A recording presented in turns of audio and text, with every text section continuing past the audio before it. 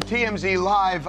You have obviously seen pictures of newborns that the newborn can always keep as he or she grows up, and you can see what you look like as a baby.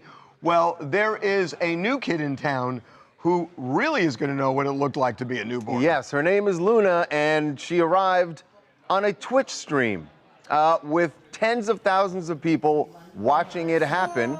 That's because Mom happens to be a very famous Twitch streamer named Fandy.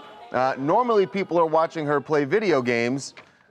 This was not a game. This was not a game. They watched her give birth, and Fandy and her husband Brian are joining us right now, as well as Luna. Welcome to TMZ Live. Hi. Thank you. Well, first of all, you guys don't look the worse for wear, I gotta say. So good for you. Thank you. Congratulations. A lot of adrenaline. Congratulations, number one. Thank you. And number two, why? Why do this? Well, I've been streaming for about 10 years, and I've kind of documented the past 10 years of my life, pretty much, and a lot of the actual, like, pregnancy. We did a gender reveal on stream, and it was just a thing that I wanted to share with my community that I've had for the past 10 years, and so we did it. I got permission from Twitch, made sure it was all good and like not against the terms of service. Or They were very supportive, and it was Well, I am Great. curious what Twitch said to you. Where was the line for Twitch? What could be shown and what couldn't be shown? I basically was just like, I have this idea that I want to do. Is it cool if I do it? And as long as it's, I don't show anything that nobody needs to see. no and it's nudity and respectful. no blood. Yeah. No large amounts of like copious unnecessary blood. So Yeah. Well, wait a minute, no blood or no unnecessary blood? Well, those are two. It's all necessary at those that are point. two very big different things. Basically, just not a focus on it. So Yeah. So we should say, obviously you've seen the video. It was you had a water birth Yes. at home. There were a lot of people, and not having gone through a childbirth myself, seemed like there were a lot of people in the room. Were you even aware of, I think I counted 9 people who were there, some of them Yeah. documenting what was going on. Actually, I guess 10, including the camera person. Yeah. I'm gonna be honest. A lot of them are like good friends of mine that have, been there throughout the pregnancy. A lot of them are streamers themselves, and then I had 2 midwives there during the entire process. So I'm not gonna lie. I don't know who was holding my hand, who was pushing on me. I was so out of it, but yeah. it was a group effort. Really glad was- they were there because it was just subbing in and out with the rubbing her back and keeping her supported, and they were all amazing. You've done Twitch for so long. It really does feel like the Truman Show. And I'm wondering is what you're doing and Kai Cenat and others, does it kind of, is shattering the concept of privacy, that privacy is no big deal anymore the way we used to see it? I don't know how to answer that. I think a lot more of our daily lives are definitely open to be shared. As long as you're fine sharing it and people are interested in watching it. I don't see any harm in it. As long as you're doing it in a respectful way, and I think we managed that well enough. Yeah, by the way, my question wasn't a criticism, it was just an observation.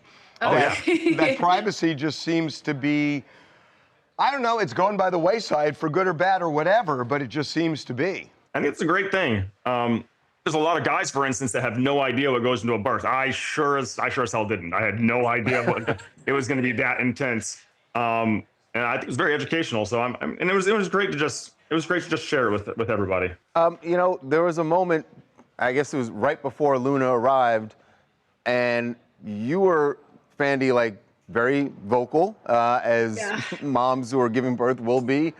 And there was concern, I guess, hearing that kind of, you moaning like that.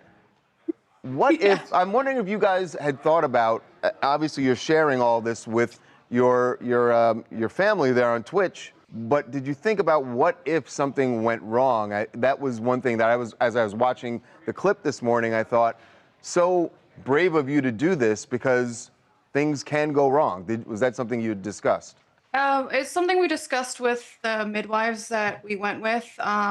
They had a plan in place in case something was to happen. They have a hospital that was on standby if I needed to be transferred at any point in time. And they were very on top of it, they had done like thousands of births before, so I felt pretty comfortable. So how many eyeballs did you get on this? I mean, did you break? If you didn't break a record for this, something's wrong.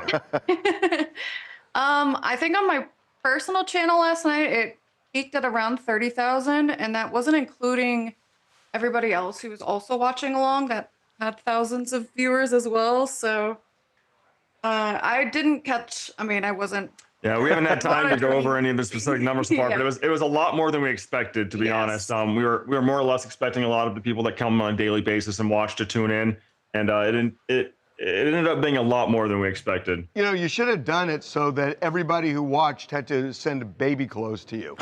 You know? And it could have been like, okay, when Luna is 6 months, when Luna's a year, you take you wouldn't have to buy clothes for like 15 years. I made a joke that everyone that was there when she was born was going to owe child support. So I am surprised that as many people stayed around as they did. Well, listen, congratulations. Yeah, congrats. It's really sweet. It's so good talking to you guys. Thank you. Thank you.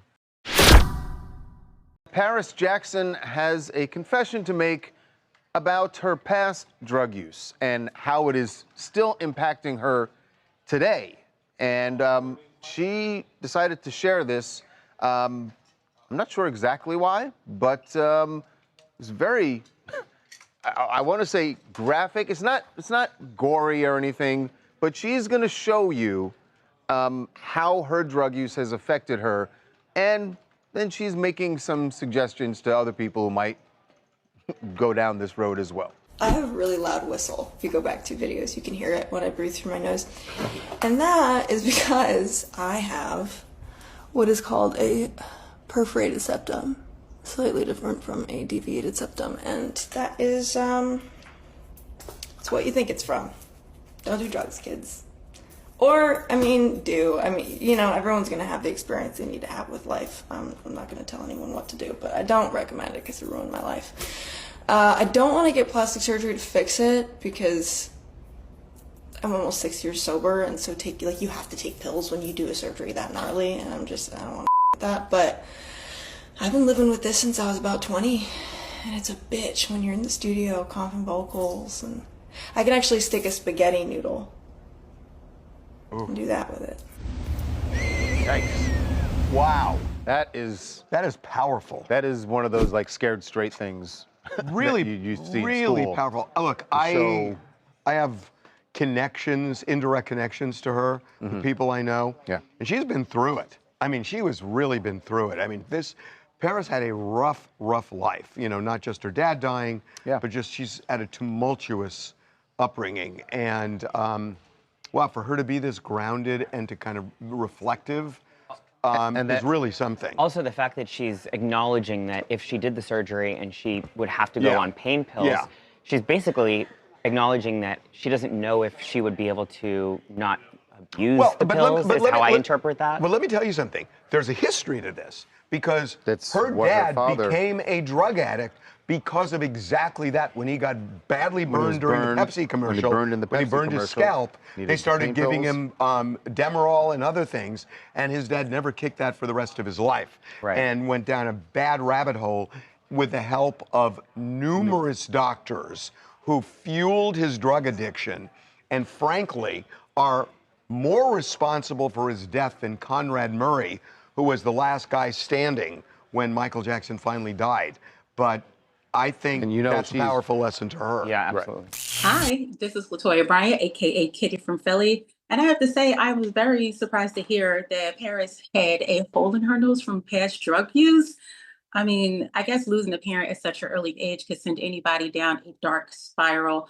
But her coming out and talking about it, and maybe it'll help somebody in the long run. And she even had a little comic relief by putting the spaghetti noodle through her nose. You know, I just want to say something because everybody does think they know this story about, you know, Conrad Murray gave Michael Jackson propofol and that's what killed him and that's the end of the story. It is so not the story. It is literally just the end of the story, but it is not the meat of the story. We did a documentary called Who Really Killed Michael Jackson, and it is eye-opening and it will change the way you view this, and it's I think a really important story. You can find it on YouTube. Coming up, Everyone's been there where you're driving to work or you're going wherever you're going, your car breaks down, and you just feel like, why me? Somewhere in the LA area, we're not clear on exactly where, when Justin Bieber happened along. Here's how it plays out. Are you Justin Bieber? Yeah, what's up, bro? Justin. Be right back. All right, what you're about to see is definitely one of those only in Hollywood moments. Everyone's been there where you're driving to work or you're going wherever you're going, your car breaks down, and you just feel like, why me?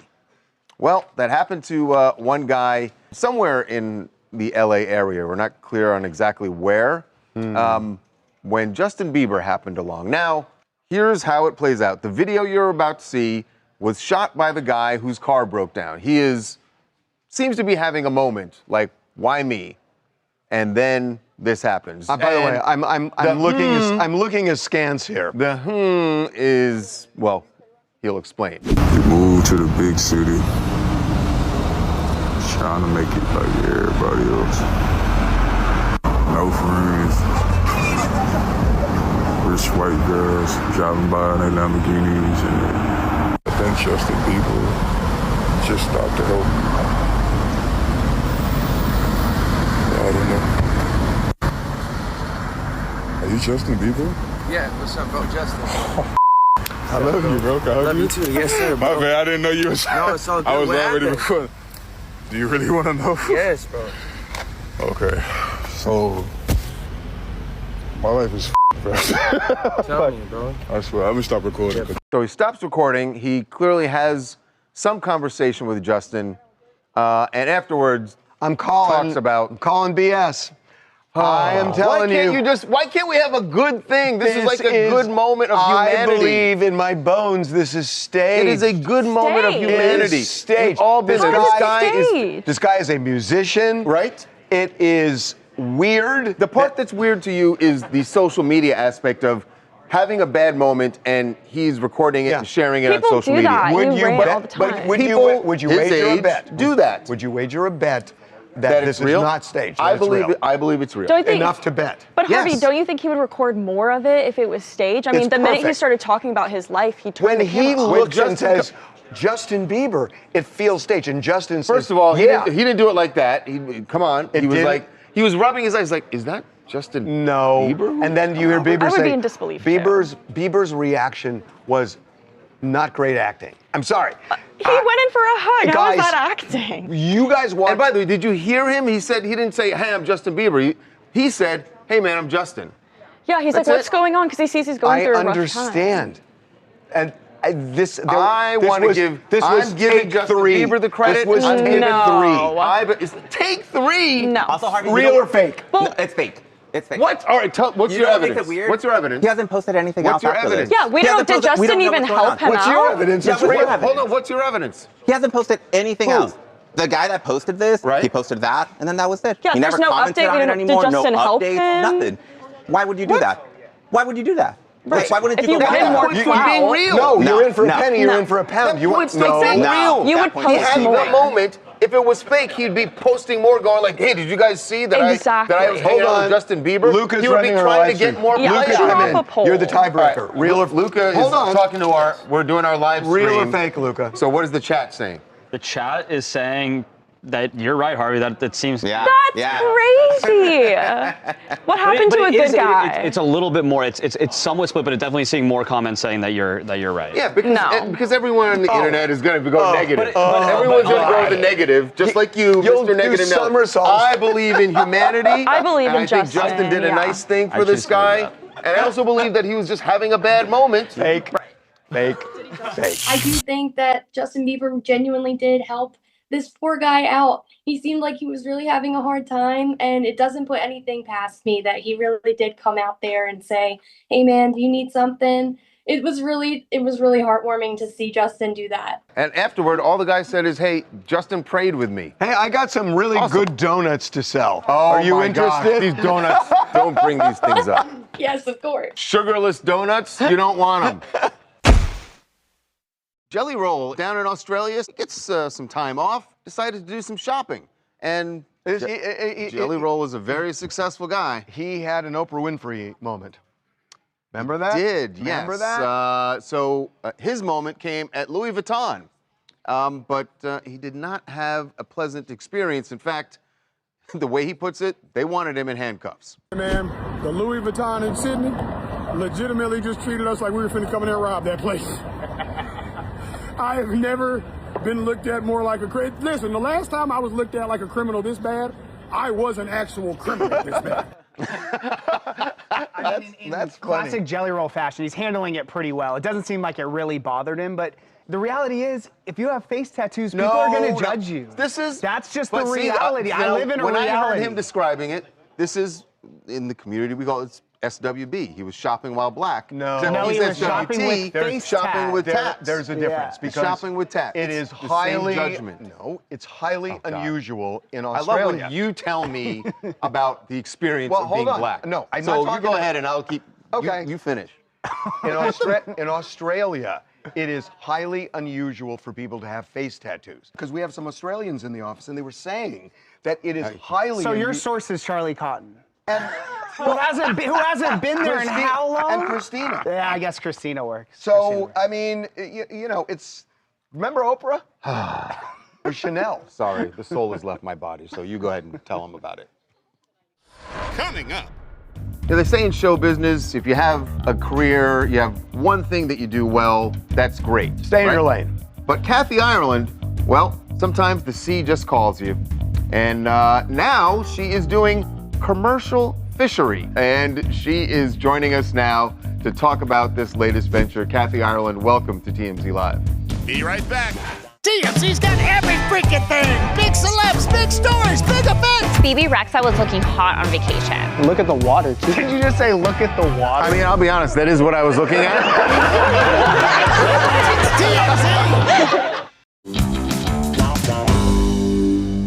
They say in show business, if you have a career, you have one thing that you do well, that's great. Stay in your lane. Sometimes they say stay in your lane, and then some people venture out of it, and you can have a second chapter. How about 3?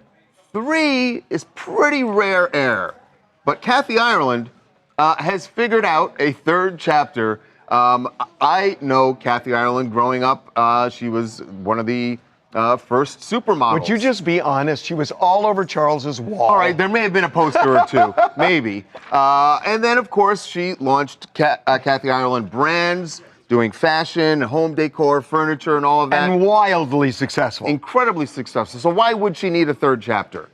Well, sometimes the sea just calls you.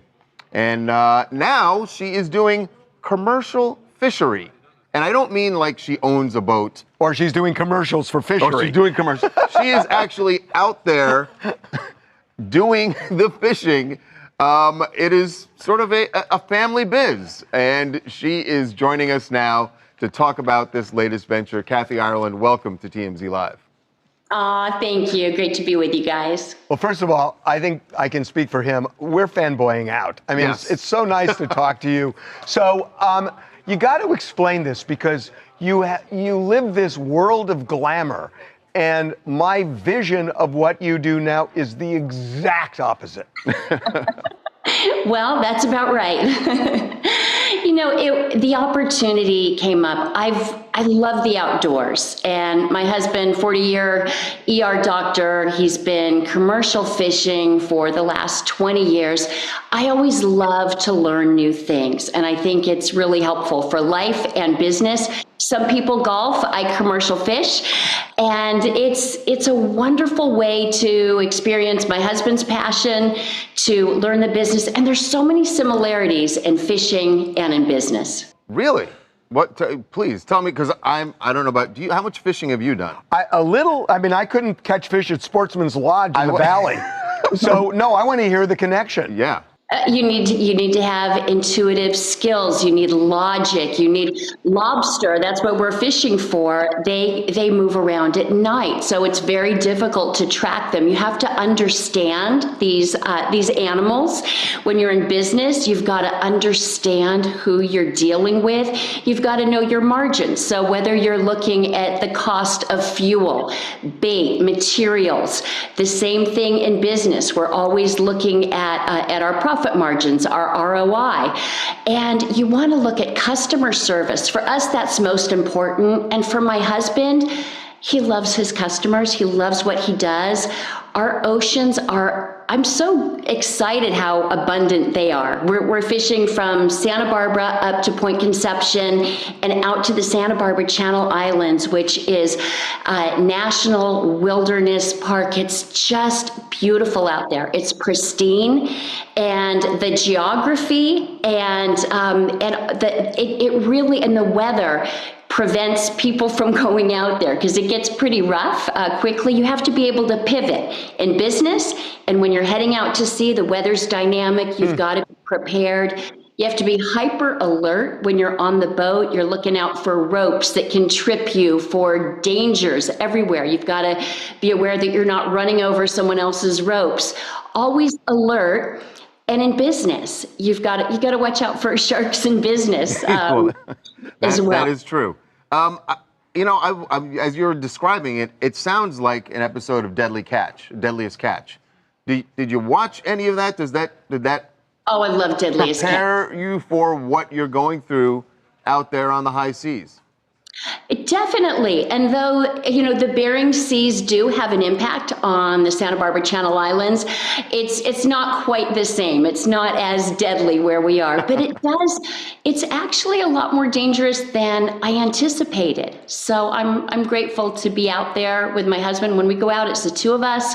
We're out for 2, 3, 4 days at a time. Just the two of you? You don't have any other crew? No, we're doing it. And so you lower the traps, you do the whole thing. I'm learning. I'm literally learning the ropes, and I have a long way to go. I'm so grateful to my team at work. I work with the most amazing team who, when the calendar opens up, I'm out there with my husband. Otherwise, I'm continuing to run our business, and grateful to our customers who have been so loyal for so many decades. And it's exciting what we're doing moving forward. It seems like you're doing a great job.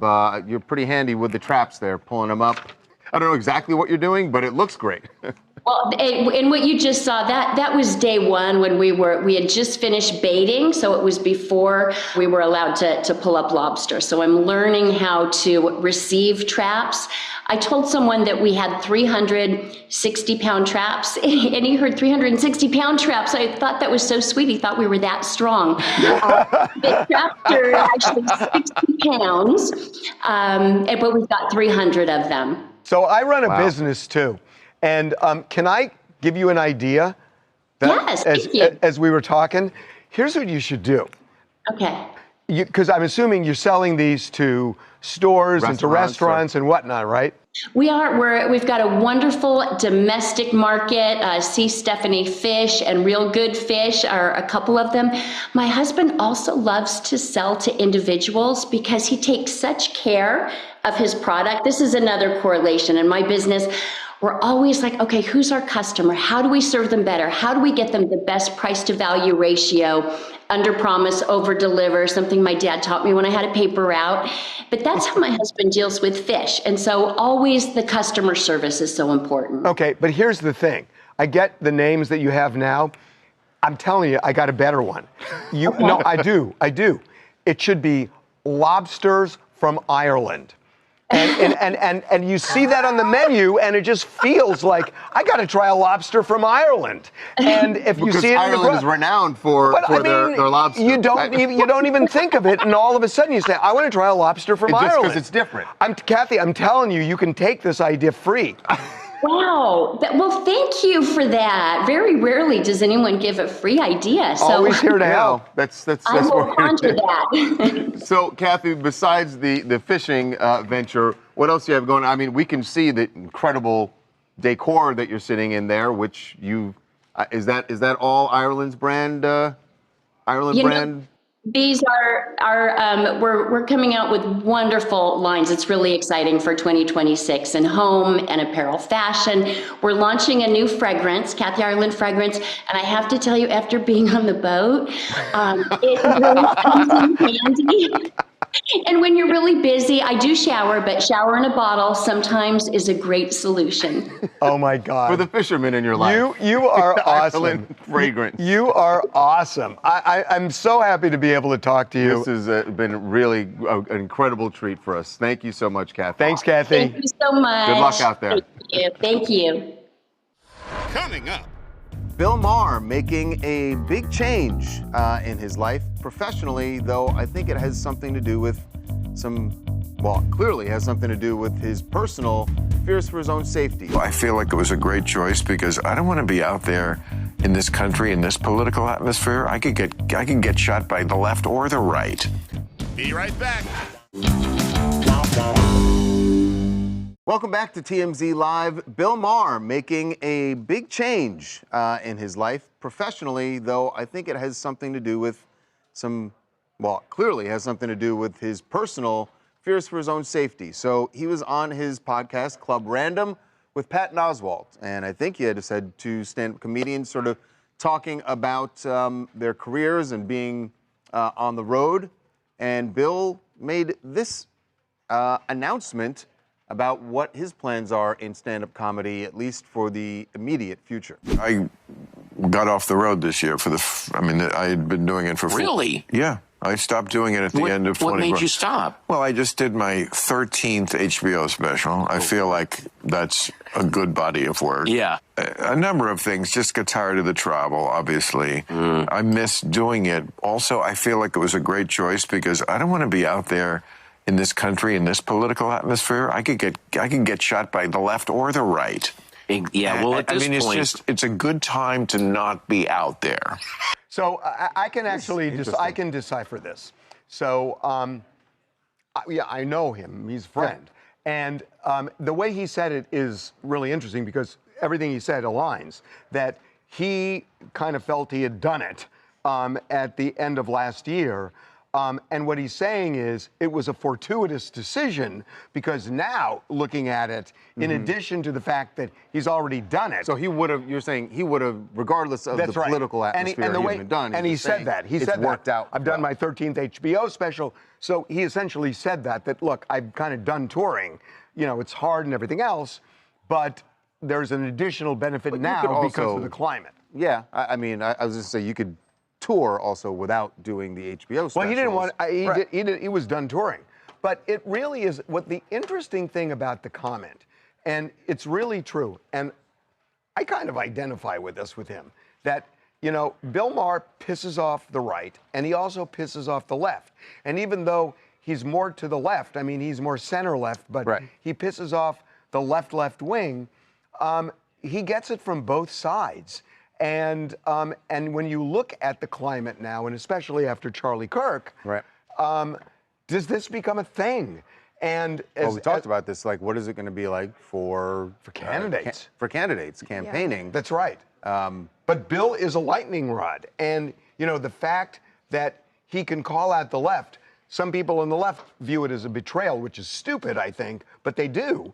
And on the right, he calls them out enough that they just don't like him, even though there's a big, 80% of the country is in that middle, and that's who he's kind of, referencing. He's referencing, so you would think that he would feel, normally he would feel better because that's who he's, it takes one. But it only takes one on the extremes. Even though says he's done touring because he's just done, I think it's interesting that he says because of the political climate as well, but I think it is so crazy right now that we need more comedy. We need more people calling out everyone. I mean, he's got a huge he's got a platform with his show. His television show. But it is interesting to say that I'm just not going to do, and maybe I don't understand enough about stand-up comedy.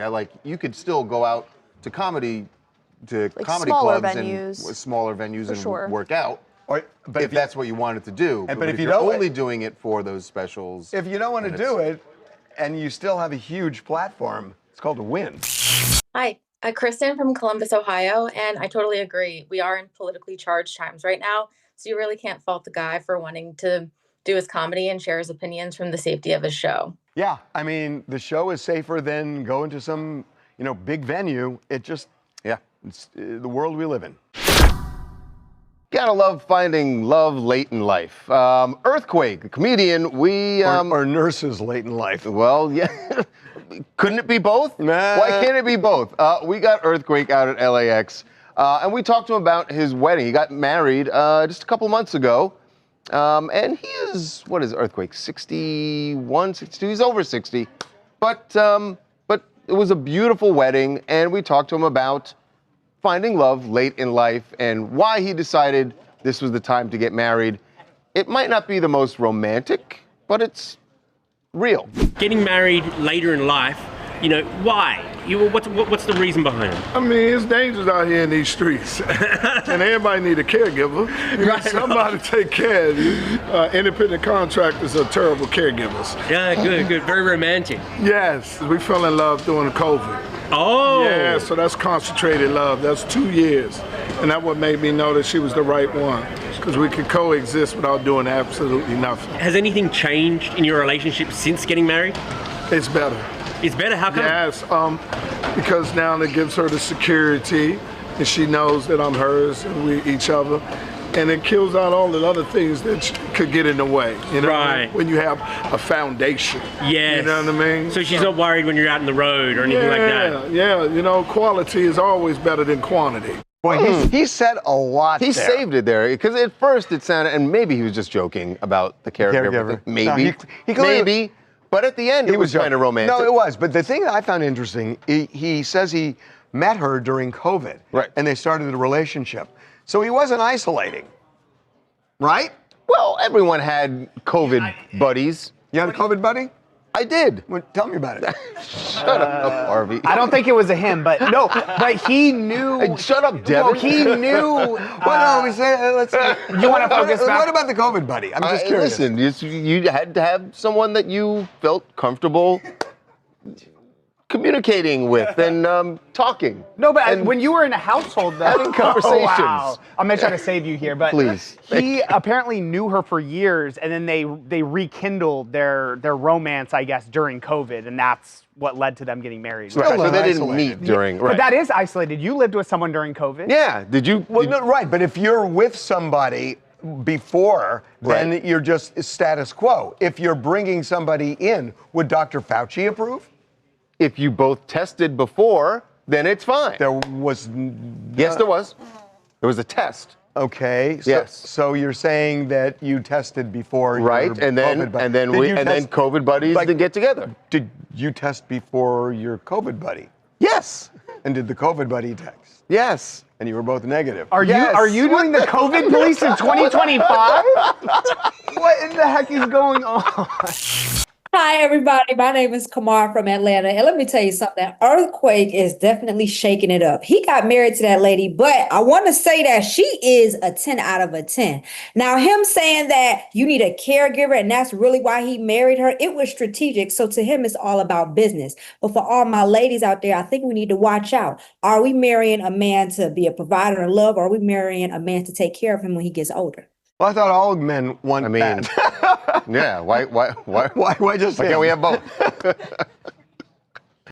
Coming up. Eminem, I love you, but cool your jets on this one. Eminem is not thrilled with an Australian company that is trying to come to the U.S. shores. The company is called Swim Shady.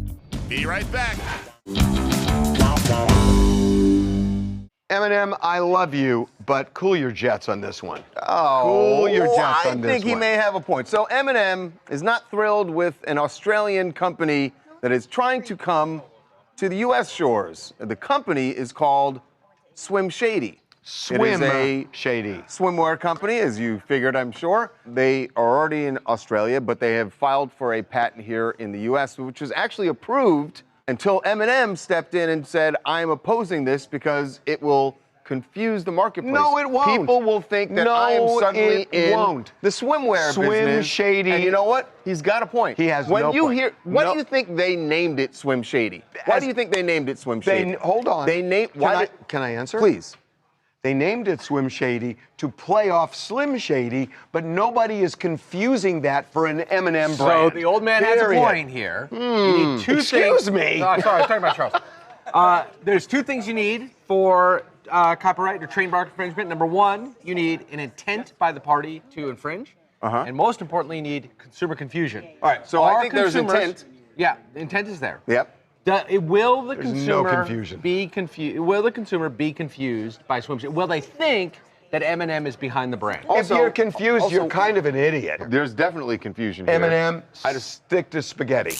Hi, Angela from Indio, California. And you know what? Imitation is flattery. And, you know, Eminem, he's an icon. He's a legend in the music industry. And if you want to associate your brand, you know, your business and that brand to a legend, then why not? I mean, you're still getting your name spoken about. Would not agree more. You say imitation is flattery. Eminem says it's money. It's not imitation. You're using my brand and I'm not getting paid. Losing battle. Chris Martin was in Nashville, but not for a Coldplay concert. I think he would say something more important. Yeah. The musical debut of his daughter, Apple. Yeah, she was the surprise singer with a group called the Jade Street Band. And there's a little bit of it. Chris was in the audience. I don't know if Gwyneth was there, but Chris was there to check out Apple's debut. Does, as they say, I hate to say it, does the apple fall far from the tree? I'm sorry, I had to do it.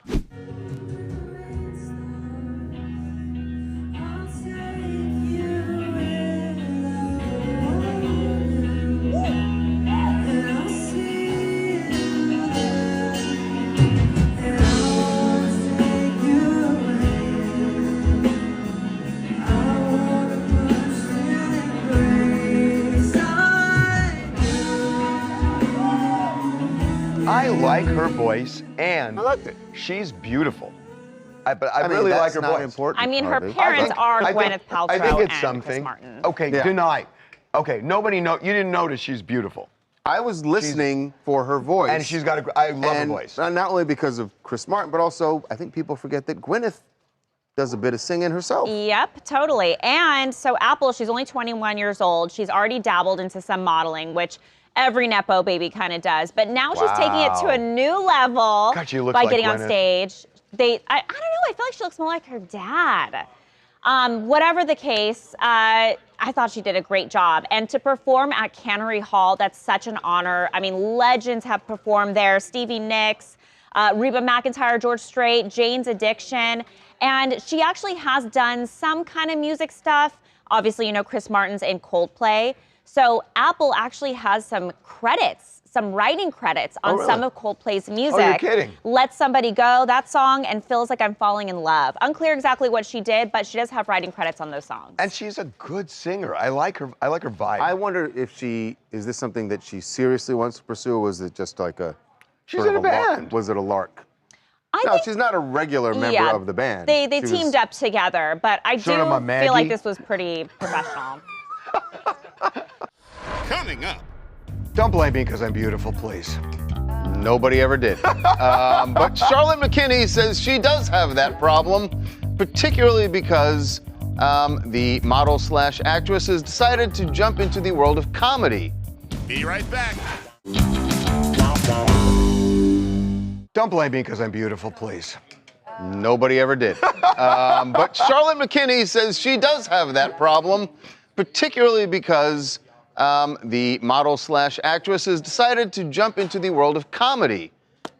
And apparently it's been very challenging. Not necessarily because of her jokes, it's what audiences expect from her. We got her out at LAX and talked to her about her foray into stand-up comedy, how it's going, and this is a problem that you have never had. You don't know that. No, I know you've never had this problem. Nor have I, but here's Charlotte's cross to bear. You're doing stand-up comedy now? Yeah, I do stand-up now. I've always done comedic acting and stuff, so I've been doing it for like 4 years now. That's awesome. Yeah. I always think, like, is it harder for a pretty person to be funny? Like, or for people to find a pretty person funny? Yeah, it's definitely a bit of a challenge, but I like it. How do you overcome that? You gotta be a little self-deprecating. That's what I do, you know? Yeah. I just make fun of myself, and that's all we can do. Why do you think that exists, that people, like, are less inclined to find an attractive person funny? I think people just automatically don't wanna like attractive people, right? Because they got it so good anyway, like they don't need our support. Exactly. It's a challenge. I like it. I'm just trying to be seen in a different way instead of just the Carl's Jr. girl. You know what I mean? I'm going to take this totally back. I thought at first she was saying, "Oh, don't I'm beautiful. I'm having such a problem." No, that's not what she that. said. Charlie asked the question. Charlie said, "Is it harder?" But she very quickly co-signed on it and said, "Yes, it is a problem." She cannot say, "Oh, I'm not attractive." If she did that, she would get trashed. Well, first of all, she should say that because she just said her whole bit is she's self-deprecating. Okay, well, show us some self-deprecation. She can't say, "I'm not attractive." One of her jokes I saw is she's like, "Oh, I look like a KTLA news anchor with a tapeworm." Like that's one of her jokes. It's kind of funny. That's actually not. That's not I get bad. her point. People don't. Very funny. Yeah. So she tries to do the self-deprecation thing, and I get it because she's right. People don't like pretty people to do things other than be pretty. Like you already have that. You don't get to be pretty and smart and funny and rich and have all the things. People get jealous. Explain Whitney Cummings. Right. There are exceptions. No, but the difference is used Whitney to be Cummings true. And who's comedians? Who's the one I love? The blonde woman. Nikki Glaser? Huh? Nikki Glaser? Nikki Glaser. The difference is they are comedians who happen to be hot. They started as comedians who look good. Right. She was a burger burst model on in the bikinis, scene and now she's like, now I'm doing being naked. I was on already famous for being hot, Carl's and now I'm Jr. funny commercial. too.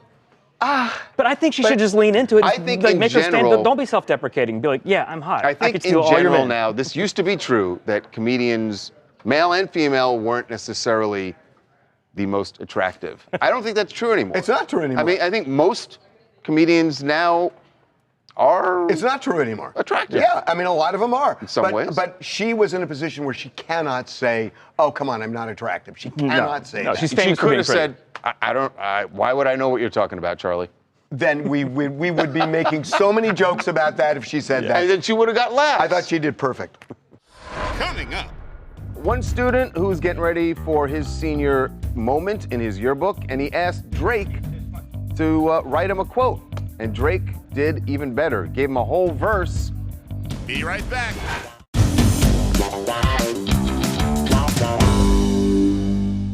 You remember what you put in your yearbook as your senior quote? Have a bitch in summer.